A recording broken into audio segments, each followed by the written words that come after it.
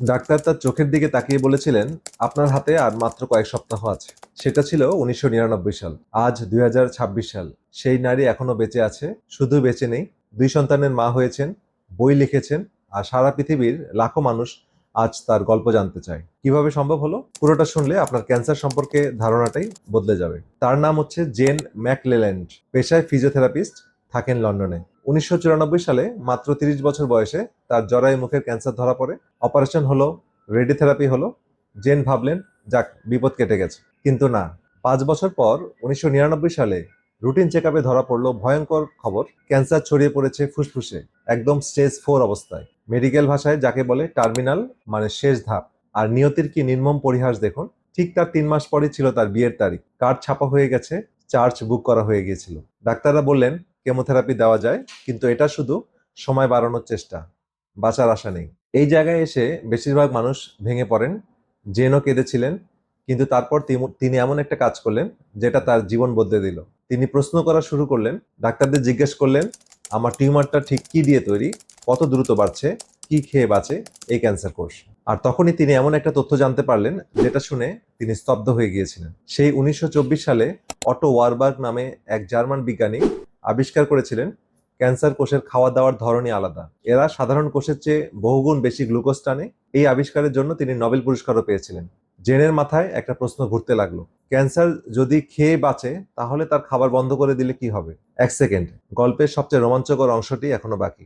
আপনি যদি এমন সত্য ঘটনা আর স্বাস্থ্য নিয়ে চোখ খুলে দেওয়ার মতো তথ্য নিয়মিত পেতে চান, তাহলে অবশ্যই আমাদের পেজটি ফলো করে রাখুন। আর ইউটিউবে দেখে থাকলে চ্যানেলটি সাবস্ক্রাইব করুন, কারণ আপনার সাবস্ক্রাইব করা থাকলেই যখনই নতুন ভিডিও আপলোড হবে সঙ্গে সঙ্গে আপনি পেয়ে যাবেন। তো চলুন ফিরে যাই জেনের কাছে। জেন রাত জেগে জেগে পড়াশোনা শুরু করলেন, হাজার হাজার মেডিকেল গবেষণাপত্র। তিনি নিজেই নিজের নাম দিলেন ক্যান্সারের শার্লক হোমস। আর খুঁজতে খুঁজতে তিনি অবাক হয়ে দেখলেন কিছু পুরনো সস্তা ওষুধ যেগুলো একদম অন্য রোগের জন্য বানানো, সেগুলো নিয়ে ল্যাবে ক্যান্সার বিরোধী গবেষণা হয়েছে। যেমন ডায়াবেটিসের মেটফরমিন, কোলেস্টেরলের স্ট্যাটিন, এমনকি সাধারণ অ্যাসপিরিন নিয়েও গবেষণা চলছে। কিন্তু এই ওষুধগুলোর প্যাটেন্ট শেষ, দাম পানির মতো সস্তা। তাই বড় বড় কোম্পানি এগুলো নিয়ে ট্রায়াল করার আগ্রহ কম। এটাই জেনের বইয়ের সবচেয়ে বড় অভিযোগ। তো জেন কি করলেন? ডাক্তারদের রাজি করিয়ে কেমোথেরাপির পাশাপাশি খাদ্যাভ্যাসের আমূল পরিবর্তন করে ফেললেন। আর কিছু ওষুধ যোগ করলেন নিজের রুটিনে। নিজেই বানালেন নিজেকে পরীক্ষাগার। মনে রাখবেন, তিনি কেমোথেরাপি ছাড়েননি, প্রচলিত চিকিৎসার সাথে নিজের কৌশল মিলিয়েছিলেন।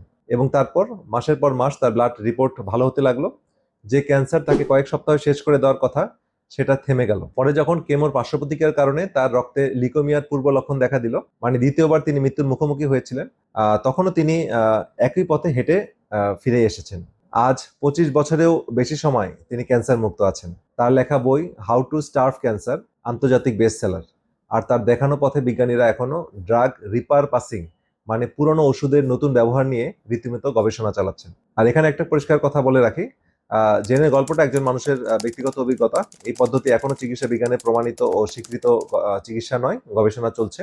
তাই কেউ যেন ডাক্তারের পরামর্শ ছাড়া নিজে নিজে ওষুধ বন্ধ না করেন। স্পেশালি ক্যান্সারের ক্ষেত্রে এরকম সিদ্ধান্ত কখনো নিজে নিজে না নেওয়াই ভালো। ঠিক আছে?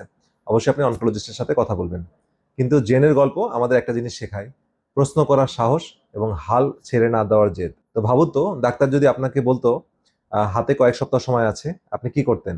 হাল ছেড়ে দিতেন, নাকি জেনের মতো লড়াই করতেন? তো কমেন্টে লিখুন, লড়াই নাকি অন্য কিছু। আমি আপনাদের কমেন্টগুলো দেখতে চাই, আপনারা কি ধরনের মন্তব্য করছেন। এই ভিডিওতে যে গবেষণাগুলোর কথা বলছি, ওয়ারবার্গের নোবেল জয় আবিষ্কার থেকে শুরু করে পুরনো ওষুধের ক্যান্সার গবেষণা পর্যন্ত সবগুলো রেফারেন্স কমেন্টে বক্সে পিন করে দেওয়া আছে, আপনারা দেখে নেবেন।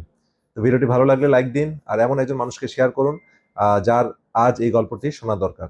কে বলতে পারে, আপনার একটা শেয়ার হয়তো কারো জীবনে আসার আলো হয়ে উঠবে। দেখা হবে পরের ভিডিওতে। ভালো থাকবেন, সুস্থ থাকবেন। আল্লাহ হাফেজ।